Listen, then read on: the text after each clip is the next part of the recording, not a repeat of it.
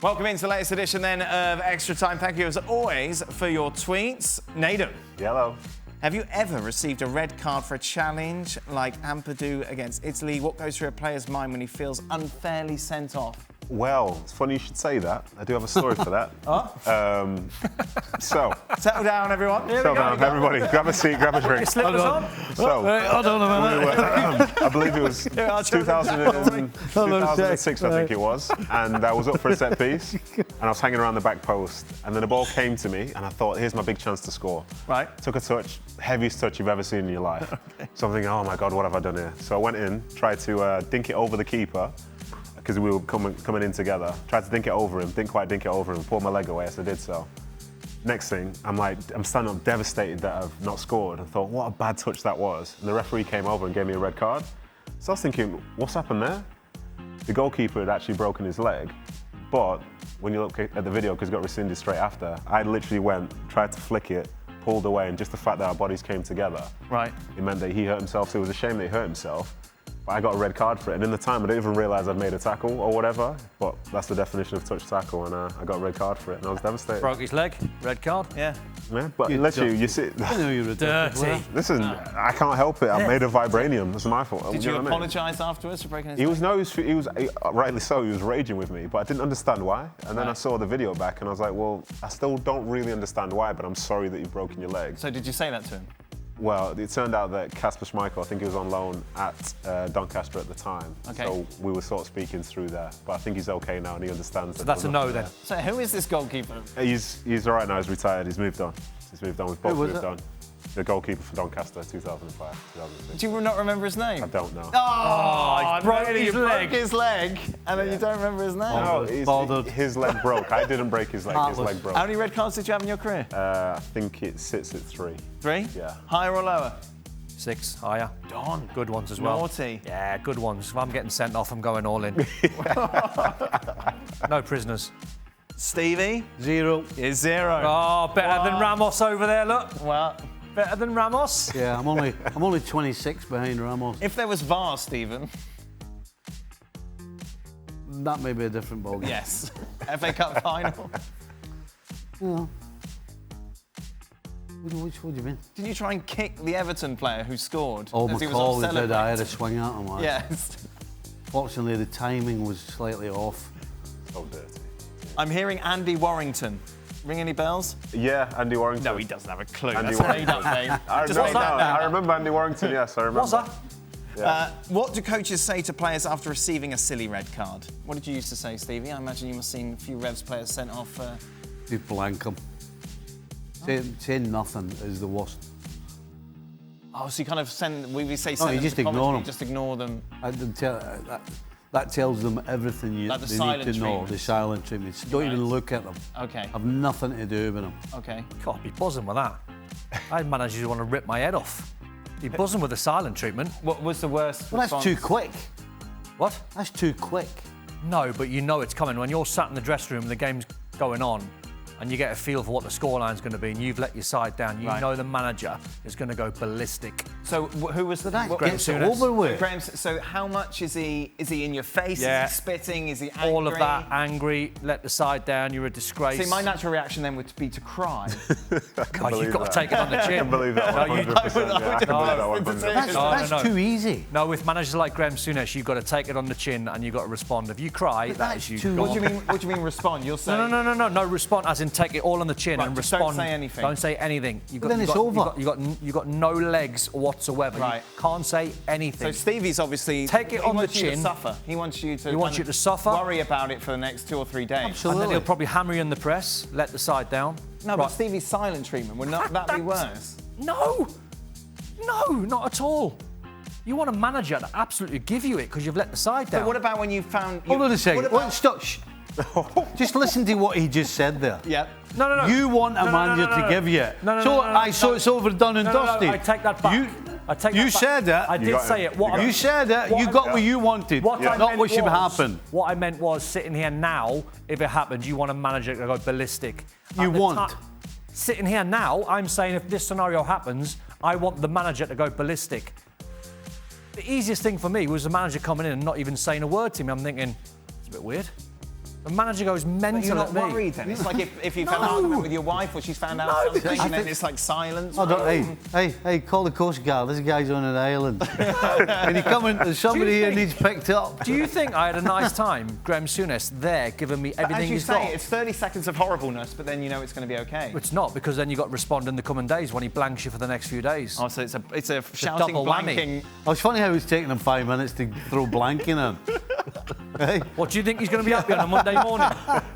Nedum, when you were going around breaking people's legs, what did the manager say? No, so with that one, like, he was basically rescinded as soon as the game was finished. But there was one which was a bit of a sticky one. So it was Ian Holloway was my manager. Okay. And we were away at Hull, this when I was at QPR, and one of our we were getting battered. One of our players put in quite a bad tackle on someone, and then 3 of their players all gathered round him, started pushing him about. Standard. So before that, I was just like, whatever, it's a free kick, stupid. But when he started grabbing him, I ran over. And one of the guys who was grabbing him, I came and I stuck my shoulder into his chest, and he was like that, went rocking. The referee came over, gave me a red card. So I went into the dressing room afterwards, and like, it was an interesting one because at first I didn't think it was a red card, but he didn't give me grief because I was the only person that stood up for the player who was getting mauled or whatever by the opposition. Okay. But in the same breath, it was still a red card. Right. And then the club, they fined me a significant amount of money, but I said, well, do you want us to stick up for each other or do you not? Okay. Oh. See, that's the Paul, stick. there are times when the manager's absolutely on your side. Paul Walsh, Right. who played for us, we were at Southampton, and a guy called Kevin Bond. Yeah, but yeah. Bondi, yeah. So before there was all the cameras and the VAR and the whole thing, playing away the game, next minute, Bond's down and Walsh is walking off. Didn't even wait for the referee. Right. So Bond had spat on him. He'd walked past him and spat on him. So Walsh is just automatically. Now Walsh is 5 foot nothing and Bond is 6 foot. Yeah. He just smashed him right in the chin and walked off. That was it. But then because it was spitting, you were almost given a pass. Got an half time. What did Kenny do? What did Kenny do? Kenny Blank said him? Kenny said to him, right, come on. And Walsh went, he spat straight in my face. Kenny went, all right. Right, that's it. Yeah. Which player has raised their transfer stock the most so far in the Euros?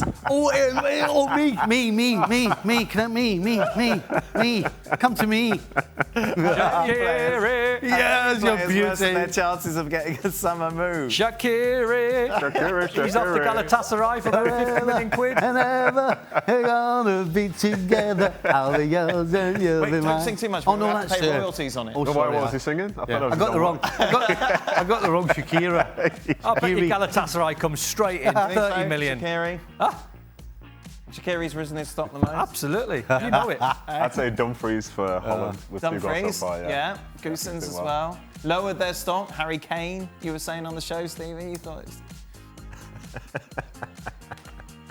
Imposing your identity as a coach of a national side is more difficult than when coaching a club side. Who do the boys think is the most well-managed coach side at the Euros? It's got to be Italy, hasn't it? With your old boy Mancini. My old boy. Did he ever say to you, I don't like you because? No, it's just clearly he didn't like me, but he didn't like many people though. But he just treats certain people differently than others. But he just literally, but how did you know you're going to train with the kids? How did I know? Yeah. Have I not told you a story? No. So we Loves a story. Hold on. Listen. Come on. Oh, God, let me tell you this one. Get another drink. Oh, yes, already. So we were supposed to be starting pre-season on the Monday. Okay. Don't even set the alarm for me. And then on the Saturday afternoon, I got a text message from the secretary at Man City, and she said, "Oh, you know, pre-season starts on the following Saturday, not Monday now." I was like, "Oh, cool, more time off." Right. To which I then text Michael Richards, and he said, "Oh no, we start on Monday." So they trained Monday through Friday, left on Friday to go to the USA, and then myself and a few others like Adebayor and so on, we came in on a Saturday. We were training with the under-16s. Wow. So that's how you. So who was in the naughty group? You, Adebayor? Craig Bellamy, Wayne Bridge. Wow. Some characters there, by the way. Bad 5-a-side. Some characters there, by the way. Listen, it was a very interesting time. Let's just say that. I've had that. Have you? You've had that as well? I've had that with Walter Smith when I wouldn't sign a new deal at Everton. He gave me 2 choices: train at 2 o'clock in the afternoon, when Right. the first team have gone, Okay. or train with the kids.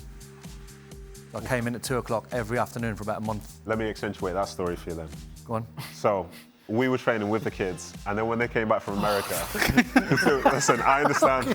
I need closure. I need a blanket. So we were training with the kids the same time the first team were when they came back from the US, but Mancini didn't want us there. So in the end, we ended up training at 3 o'clock with the kids. And he said that was the time we had to be in because he didn't want us to even see any first team. Horrible, isn't it? Yeah. Wow. Horrible. Like, you had a choice. We had no choice. We were just being pushed further and further and further to the side. And, you know, it's tough. How'd you get over that? Wow. You're still getting paid, though? So that's all it's about, money? Well, I'm just saying. That's all right. Well, clearly we know why you're here. Hey, that is a complete punter's answer. Yeah, exactly, yeah. Unbelievable. He's one of them. Stevie said yesterday the game has gotten softer, but he's happy to see the criminally dangerous tackles go away from the game. If he were the head of all refereeing, how would he change the game to discourage throwing yourself onto the ground? Yellow card them, Stevie. Absolutely, yeah. Yellow card them, fine them. I mean, yeah, every time somebody does it, there has to be a severe punishment. Right. How severe, I can't just pull it off the top of my head, but, you know, I would probably say a suspension, because at the end of the day, that's then going to affect the coach and the rest of the team. And so if you're getting suspended for just throwing yourself, the coaches, if I'm the coach, I'm going, right, by the way, you do that again, you're costing us. You're affecting us, the whole team, with the kids. the whole unit. If you want. That's it. If the referee goes, I see what you're doing there. One more of them, you get the yellow card. You don't do it again. You don't go down as easy. But the problem is the risk and reward, isn't it? No, but if I go down, I trick the referee, it's a penalty. If I don't, it's a yellow card. But if the referees communicate with you, no, I'm not talking inside the 18-yard box. I'm talking general player. When you see players under, that's what annoys me when I see players under pressure, and they either don't back themselves to get out there with a little bit of skill. They just wait, slow down, wait for someone to get next to them, fall on the floor, buy a free kick. It'll be interesting to see what happens when all the domestic leagues start up again, because what we've seen in the Euros so far is people going down with what Don's talking about, just waiting for a little touch and not getting anything. And on the field, nobody's been complaining about it.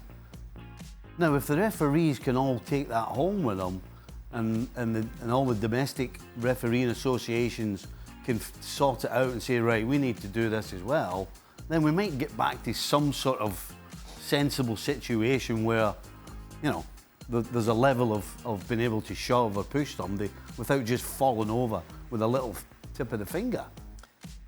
Hi, Nedum. Hi.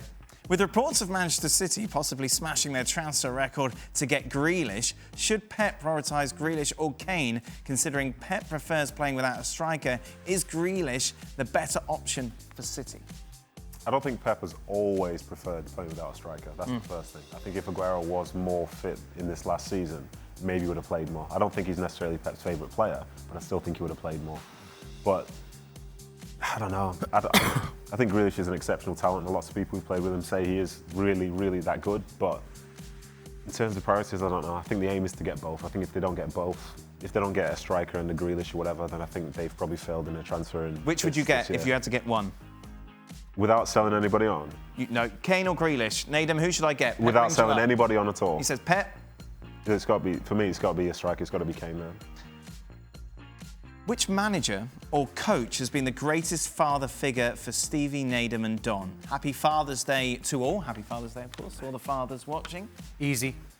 Howard Kendall. Right. Had him twice. Had him at Sheffield United and Everton. And in what way did he fill that role? Every sense of the way, the way he managed you, the way he coached you, the way he was off the pitch. Right. Very friendly. His door was always open. We became really good mates. Yeah, he was one I really looked up to, and I went to his funeral many years ago, and it was quite sad. Of course. But brilliant guy. Yeah. Nedum, Mancini? Well, it's funny you should say that. If you said father-in-law, I'd say Mancini, yeah, 100%. But in terms of like a father figure, I'd probably say Jimmy Floyd Hasselbank.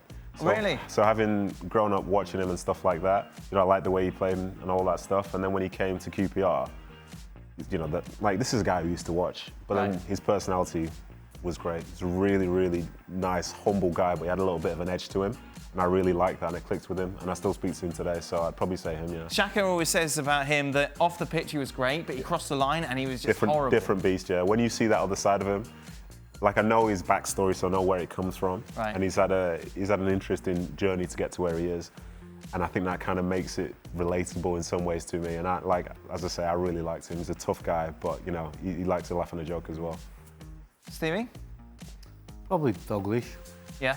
Yeah. I mean, as a kid going in, there was the 3 jocks that looked after me, Tui, Hansen, Douglas. But then, of course, Kenny became the manager and did the same thing. Slaughtered me a couple of occasions. Yeah. But was also there for other stuff other than football as well. So, yeah, Kenny.